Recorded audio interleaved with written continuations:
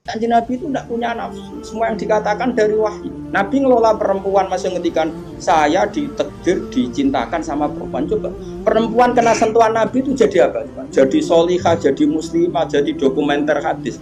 Nabi itu mencintai Aisyah, anak kecil. Cara kene saiki kena HAM, kena semprinya Kak Seto. Nabi enggak saya puji. Nabi mendesain Aisyah karena cerdas. Coba sekarang semua utang jasa sama siapa coba? Aisyah. Coba kalau Nabi tidak nikahi Aisyah, siapa yang mendokumentasi hadis tentang perempuan? Terus kowe ape ngiyasno Nabi cacilik niru Nabi Rabi Aisyah. Cacilik setruk iki yo. Bocah kok ngono. Paham nggak maksud? Kamu boleh berdalih aku ngawin cacilik niru Nabi zaman nikahi Aisyah. Oke, mungkin secara halal nggak masalah, secara halal dinikahi ora demenan. Tapi nak muni seneng Nabi niru Nabi, coba hikmahnya Nabi dapat Aisyah. Berapa riwayat kita dapatkan dari Sayyidah Aisyah?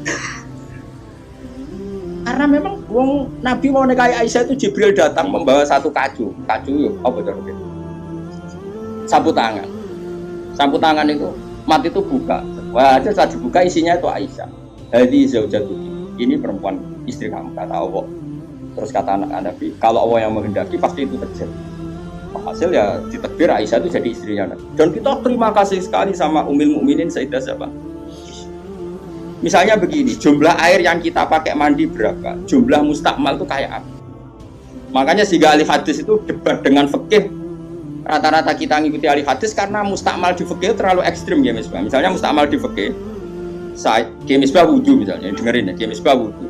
Cipratan dari wajahnya Ki Misbah kena tangan yang sudah wis tak go nyawuk banyu.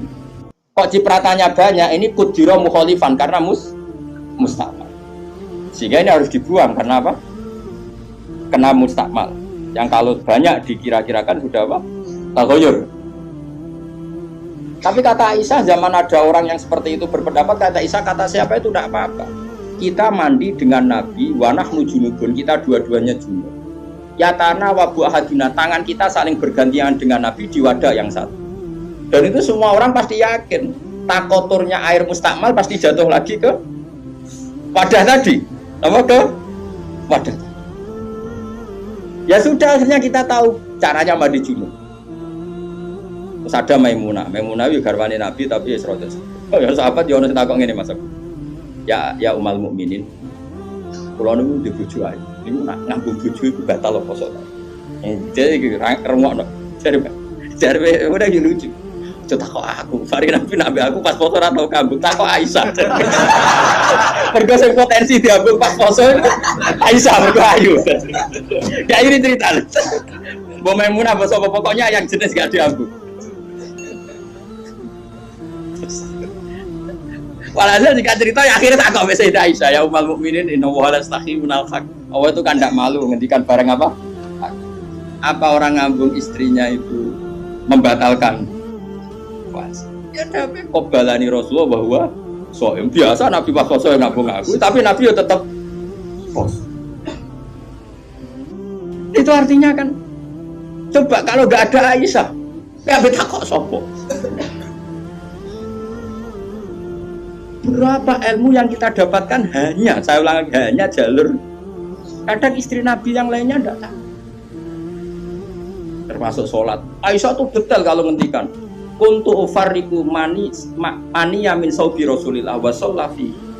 Nabi itu kalau habis junub terus ada mani yang tercecer di sarungnya, itu nggak perlu dibasuh, cukup ufar itu tak perlu. Terus Nabi sholat dengan baju itu, sehingga terjadilah istilahnya Imam Syafi'i al-mani nopo tohir. Itu semua riwayat dari siapa? Jadi Aisyah itu punya sisi yang nanti jadi hukum itu dia meriwayatkan, dia hanya tertariknya itu riwayat yang jadi hukum. Itu hebatnya Sayyidah Aisyah. Dia memang orang pinter.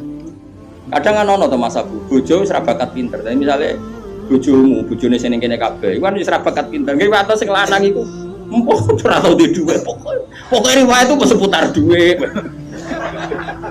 Jadi mbok bojoku iku boleh rapi. Aku nganti saiki ora tau jenenge dhuwit ora tau.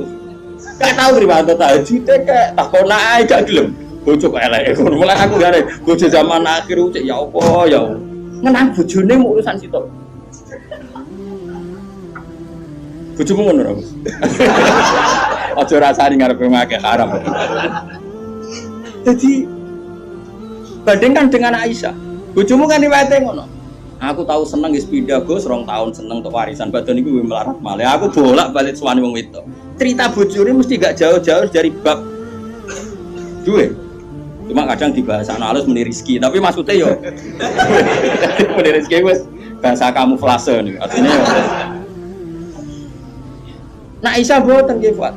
Aisyah itu ditanya, nak poso sunat itu oleh batalo ta ora? Sehingga tabiin kayak Masruq kayak siapa itu. Kalau sama Aisyah hormatnya yang tanya ya lanang kadang jenenge Masruq.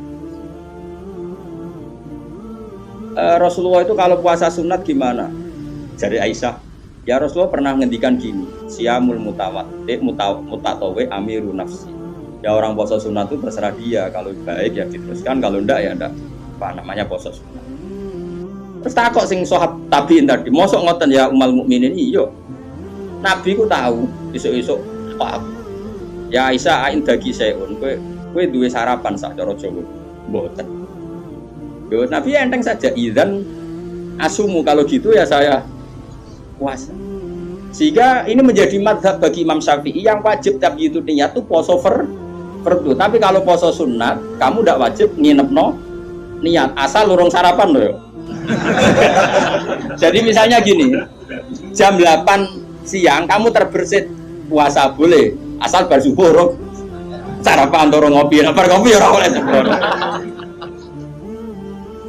Itu kita tahu itu bahwa puasa sunat tidak harus nginepkan dari siapa coba? Terus kalau yang membatalkan ya umal mukminin, dalilnya apa? Waliane yo tahu, Nabi ku niat poso. Bareng ono seorang Ansor menghadiahkan saya bubur sari. Terus menikot dimini. Maksudnya wis endi tak pangan. Intinya terus membatalkan. Jadi aku roh Nabi poso sido yo tak bolak-balik. Ras sido yo tahu bolak-balik. Terus lama ngarang nak poso sunat oleh terus oleh ras. Dari siapa coba? Dari Aisyah. Kowe iku bojo tenan kan iku donya akhir. Lah senenge Nabi nang wedok koyo ngono iku. Terus kowe maca hadis iki, Nabi yo seneng. Bocah goblok ngono iku masalah iku beda. Paham ya? Kulo nu termasuk di bab iki rada bejo. Kulo nu sering nggih disewani tiyang mau takok ngene ya rada kurang ajar nih takok rada kanca kula dadi wani kurang ajar. Gus, kok saged iki bojone jenengan ngaji mbek jenengan nggih mbek jenengan hormat. Lah bojoku ora bojomu aku yo mrene. Dene iku wis pengalaman, kiai diwae iku mesti dadi goblok ku mergo bojone.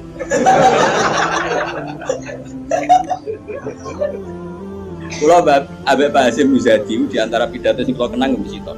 Dosa terbanyak itu perempuan. Berapa kiai alim menjadi bodoh gara-gara perempuan? Gara-gara bojone. Kodene de kanca kiai iso maca Fathul Wahab, maca Fathul Mungkin. Gara-gara dikeranyam bojone cita-cita mergawi. Akhirnya jadi wong goblok nganti mati. Bager mulang takut ndak. Kowe nak mulang terus warat. Terus suwen dikonokno iku terus akhirnya gak mulang. Lho kiai alim sing goblokno bojone akeh lho. Akeh boten. Hafiz sing ralanya mergo bojone yo akeh.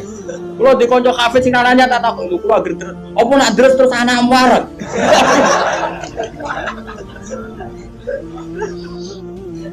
Wah, kula syukur bojoku ora jenis sing iki. Cara jenis ngono ya tak kobal apa minta. Jadi dari cara Mbak Asim Muzadi dosa terbesar perempuan goblokno bojo. Termasuk wong alim-alim. Itu goblok kok jadi mergoblok. Tapi sampai kula punya cerita lebih ekstrim dibanding itu, tapi kiai ini lulus, ada yang lulus, ada yang enggak. Kebetulan yang saya kenal itu yang lulus. Ada kiai alim bisa baca Ihya, bisa baca beberapa kitab. Lulus kibat, jadi tahu santri ini mau 20-30 akhir. Itu pernah tengah-tengah ngaji di depan santri. Cara aku ngaji di depan Mustafa, di depan wong jenggoten yang ngikut Mustafa. Jenggoten khusyuk maksudnya. Khusyuk lho Mas. Iku anake sing cilik, mbok umur 3 bulan Pak, dibrekno ning ngarepe meja. Ngaji terus. Ora umumnya nak ngamuk kan ngenteni ning omah iki. Iku boten diparani ning musala yang diparani. Umumnya bojo ngono lah nak ngamuk kan ngenteni. Iku ora parah anak dibrekno.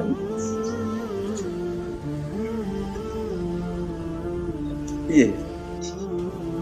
Wani bojomu sing saiki wis apik. Maju lah. Wah, bojomu ngeri tenan.